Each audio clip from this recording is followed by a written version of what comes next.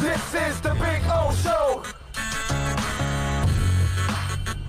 This is the Big O Show.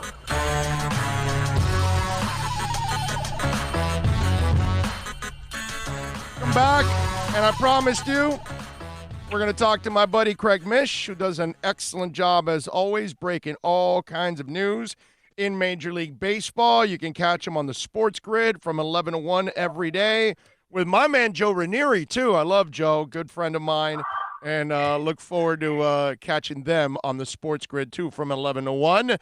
Mishmeister, how are you doing, my brother? I'm doing well, Big O. Good to talk to you. How's the family? How's everybody? Well, we're corona-free, brother. That's all we can do, right? I mean, I hear you. That's I it. hear you. That's what it's all about. So, how about you guys? You enjoying staying at home all the time and staying corona-free? Well, there's a lot of layers to it. When obviously it's my favorite time of the year, having baseball season. So, that's really tough not having that. And my son, who's 7, plays Little League, and not having that as well hurts, and him not being able to go to baseball games and all that stuff. But, the silver lining to all of it is that, as you know, being a family man for a long period of time, and the same with me, is that I don't think that I'll ever get this time back with all the time that I've been spending with my family. And I know that for a lot of families, it's tough. And of course, it's not easy looking at everybody over and over again, 24 hours a day, 7 days a week. But, I'm in the backyard now going on 2 weeks, almost, virtually every single day with my son, just throwing back and forth the baseball and doing soft toss and practicing and just talking with not me and my daughter and my wife. And once they basically said that you can't go out, which happened about 10 days ago, because we were just going to our local tennis court here and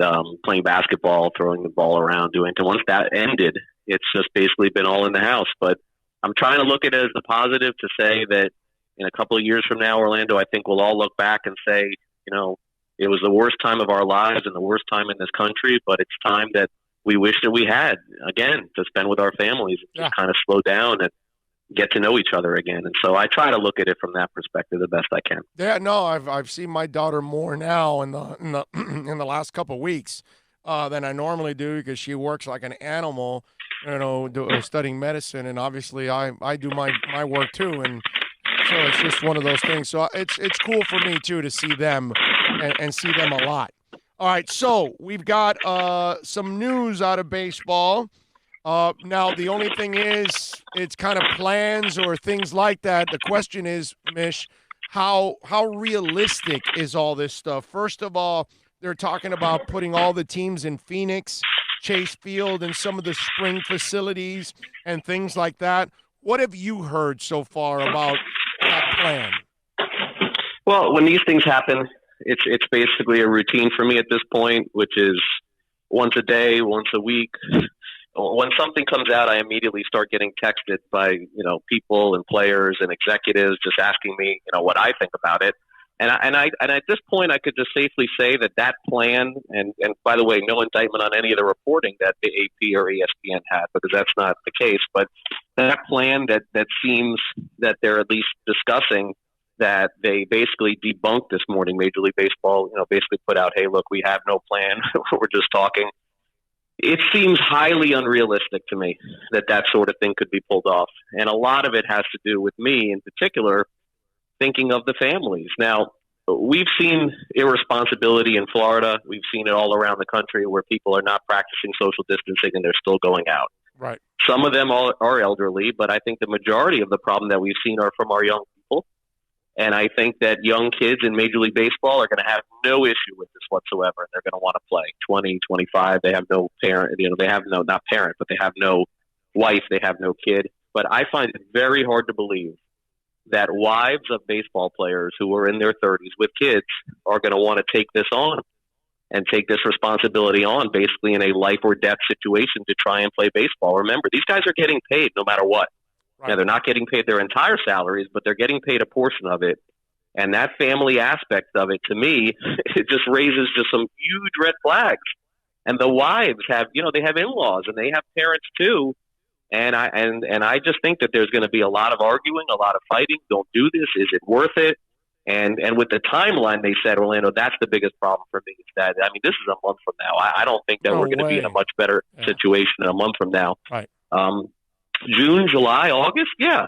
I do think there's going to be a season. I think baseball wants to play a season, or else we wouldn't even be hearing about this right now. I think it's realistic that they can get one in. But the timeline that's being set, and the fact that they, really are not focusing enough on the families here, where I think you're going to have, at the very least, 5% of the players say, no way. Like, are you kidding me? Like, I don't want you going to play to risk yourself over this situation. And again, by the way, a lot of players who were in their mid-30s, late 30s, Orlando, and I'm not going to give any names because it's ridiculous, they've made hundreds of millions of dollars. They'll just be like, you know what? No, I'm not in. I'm not going to play. So they got to get that all sorted out, and hopefully they will by late in the summer, but I just don't see that timeline. And the scenario they painted with having 10 stadiums, 30 teams in one spot, I don't know, man. It seems like more negatives than positives to me. Right, and again, you don't want to have big crowds. Well, you're actually, if you're going to get 30 teams and their trainers and coaches and managers and front office executives, and maybe if they have to bring some loved ones that will hang out in their rooms and all of that, I just find it so weird that for several months, those people are all going to be like in a little city all by themselves, and none of them are ever going to go out. They can't have access to the world or anything like that. I just have a hard time believing that a whole bunch of millionaires are going to agree to do something like that. And you got a ton of millionaires in baseball at this point, and especially, you made a great point, the older players, which, by the way, made me think of the older managers, too. And coaches. Them at risk. And coaches. You think that they're in the best shape of their lives? No. Yeah. I mean, there are coaches that I know that smoke. Right. Yes, of course. Cigarettes. Yes, I'm sure. You know, I listen, the only way any of this is going to happen, in my opinion, and this goes for football, too, is that, and I do think it's going to happen. I think there is going to be a miracle, by the way. I am optimistic on that. This country gets bailed out by miracles all the time. I mean, listen, how many times does a hurricane look like it's coming for us and it goes the other way?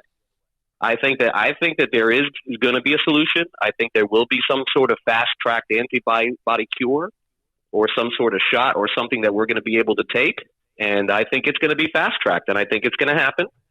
That's what I'm holding out for. But until that happens, and they can prevent people from risking death, I cannot see sports being played. I just cannot see it. And I think that the biggest key for me is the Masters saying they're playing in November. They're not going to create a firm and a date and put a date out there without getting some sort of indication as to when this will be viable to be able to play. Yeah. And I think that we are looking at the fall, unless something happens and we wake up one day, tomorrow, a week, a month, and there's the announcement, hey, congratulations, we found something that's going to stop this. And we also found something that's going to be able to save you if you're in a particular situation where you have bad health or you're putting yourself at risk. Until then, I can't even see playing, and it hurts me. I mean, this is my livelihood. I need it to happen. Yeah, but my wife gives me crap if I want to go to the store, and I haven't gone. I've gone one time in like 3 weeks.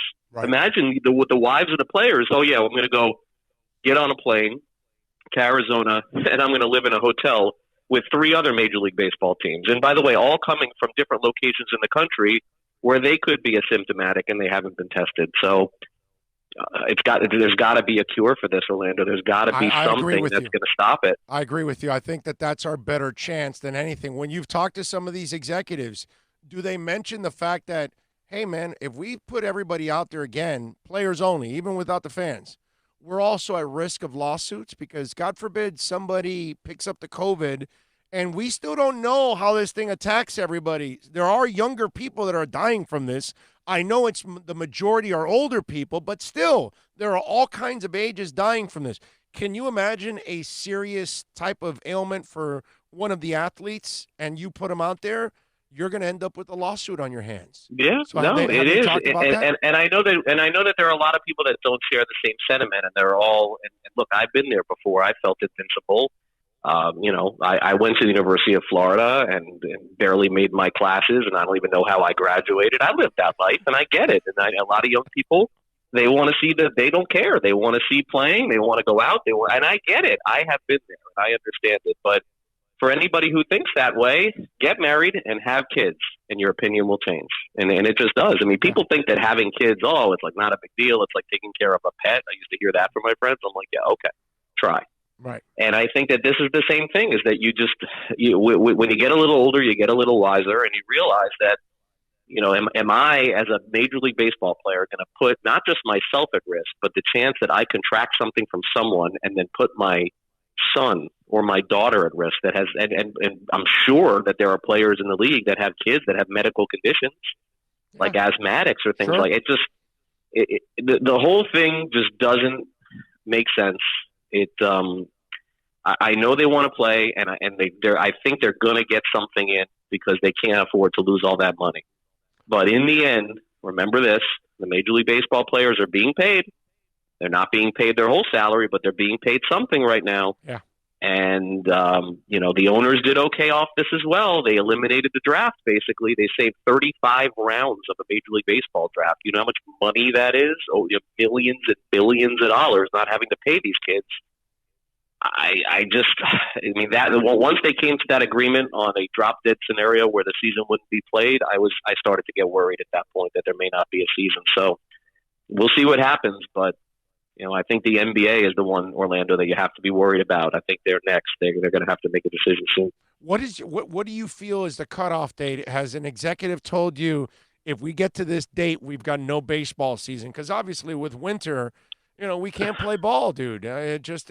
Yeah, I don't think they're going to play a 40 or 50 game season like that. I don't think that they would risk for that. But I think to get to 80 or 100 or something like that. At least? Yeah, I think that's along the lines. I mean, at first, and look, I'm the one that I had been reporting 140 games. That's what their goal was.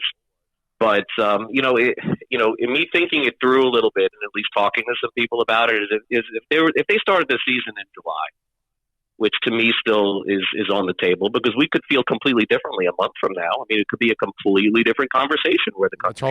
Let's hope so. So July 4th, somewhere along those lines, if you got 30 games in July, and with or without fans, by the way, but 30 games in July, 30 games in August, 30 games in September, and then you mixed in those double headers that they talked about.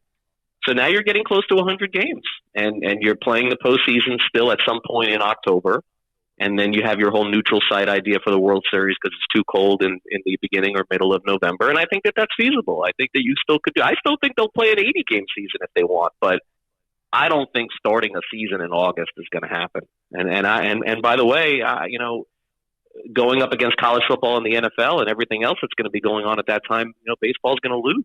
So it does seem to be an attempt to try and get this back on TV as fast as possible and pick up some extra money, but I just think that the risk is too great. I got to say, locally for me, is painful in a way. I feel terrible for the young kids because if we do lose a season, can you imagine how devastating that is to the Marlins franchise? Because all those young guys lose out on a year of experience, man. That would be devastating for the Marlins because that sets you back an entire year of experience for all these young cats. I think that has to be part of it, but it's the same that would go for a lot of other teams that are in a younger position. Yeah, but I don't care about those. I only care about the Marlins, bro. Yeah, no, I know, but I mean, look at the Dodgers. They would have traded for Mookie Betts, and he never played. I mean, and he gets to go and become a free agent. I mean, JT Realmuto, the Marlins ended up getting Alfaro and Sixto Sanchez for him, and the Phillies are going to lose him. He could become a free agent.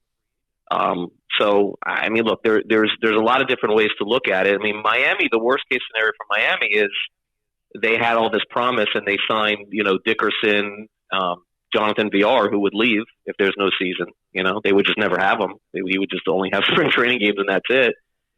So, yeah, I mean, I think there's a degree of it to that, but really the more intriguing part of it, Orlando, is that guys like Chris Davis on Baltimore, he's playing out the end here of that huge contract that he got with them. He doesn't get to cash that deal. Wei-Yin Chen is going to make $20 million this year. Not anymore. Right? He's going to lose a lot of that money if that's the case. So, look, there's a lot of incentive for everyone to be able to play.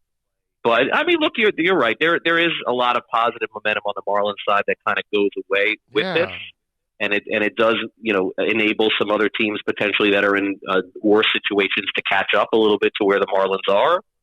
But what really has hurt overall more for the Marlins, I think, than anything else is the draft. If the draft is only 5 rounds, they have a very high pick. And that's not just in the first round. It's in the second round, the third round, the fourth round, and all the way through the draft, not having to get those players.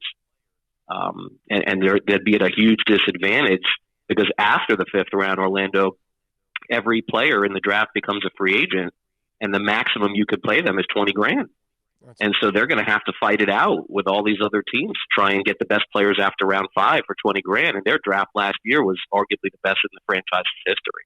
So they got good people running that, and that's, I can tell you that that's not something that's a positive for them. They'd like the draft to be at least 10 rounds. This was a Marlins season that I was actually looking forward to. I haven't been looking forward to a Marlins season in a while, and I actually was looking forward to this because I'm actually giving these guys the benefit of the doubt. I think they want to try to win. So I know they're not going to have Dodger money and Yankee money, and I'm not asking that, but it just seems to me like they really want to put together a pretty good franchise, and it would have been nice to see these young guys grow this year. Yeah, look, I'm hopeful, and look, for my livelihood, it's very important for baseball to come back. I mean, I'm not going to sit here and say it's not, but I also want to be realistic, and I feel like some of the things that are being said is just kind of false hope at this point. I think the hope that we should have is that one day in the afternoon, and this is not political in any nature, but one day in the afternoon, we hear the president say that there's a cure, or the president say that, hey, we found,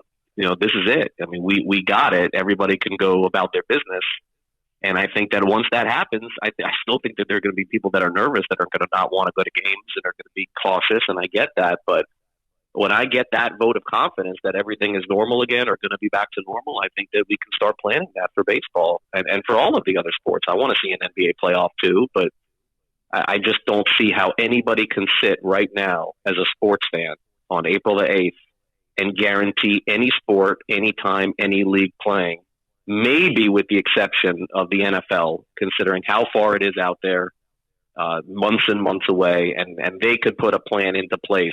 They got all the time in the world to get this done. They got 5 months to figure it out. The other sports do not have the luxury. NHL, NBA, Major League Baseball, they're all underway. They're all happening right now. They're under the gun. NFL has the time. So I would probably say that would be the one sport that seems most realistic to play. Follow him on Twitter at Craig Mish, and you can catch him every day from 11 to 1 at the SportsGrid. Tell him about the SportsGrid, my brother. Sure, every day. Appreciate you asking me. Every day, 11 to 1 a.m., 11 a.m. to 1 p.m. Eastern. It's also a television show. It's airing on a lot of the cord-cutting television apps like Pluto TV and Zumo TV, and there's a number of them as well as online on sportsgrid.com. But essentially, it's a TV/audio show that we're basically in the same position as you at this point, except for we're trying to make it happen, Orlando. There ain't a lot to talk about right now, so we're diving back into not just fantasy sports, but things in terms of history, and just so thankful that I'm able to be on the air every day at this point and being able to do the show, because certainly there's a lot of people out there who are not as fortunate and who have lost their jobs. And so I want to make sure that I mention that. I'm very thankful, as difficult it is in this country right now, to be able to just basically live and have peace of mind. I'm fortunate to still have a job. Yeah. So I wanted to mention that. We're blessed, brother, to still be able to produce a little cash right now at this point in time. No doubt about that, man. So, yeah, I'm with you all the way. So make sure you follow my man Craig on Twitter at Craig Mish, and catch him with Joe Ranieri doing their thing from 11 to 1 at the SportsGrid. Mish Meister, as always, you are a stud. Thank you for taking some time, man. We really appreciate it. All right. Stay safe, everybody. Stay at home, please, so we can get back out and cover sports in a couple months. Have a great one. You got it. There you go. Craig Mish, baby, coming through strong, as always.